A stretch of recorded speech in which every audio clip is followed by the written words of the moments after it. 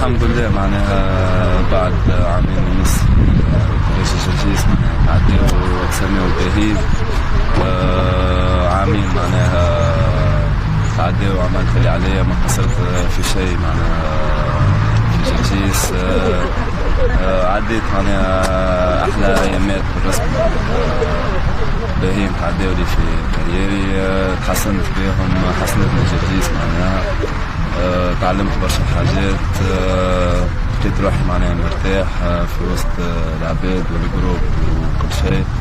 الحمد لله معناها بعد عامين ونص ما خرجتش كيما نقولوا من بيت صغير ولا حاجة، وجرجيس معناها ديما تقعد في القلب.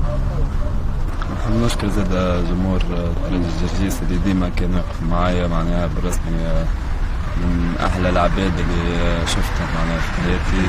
يعطيهم الصحة، حاب نقدم لهم تحية، وإن شاء الله ديما درجة جرجيس فيها.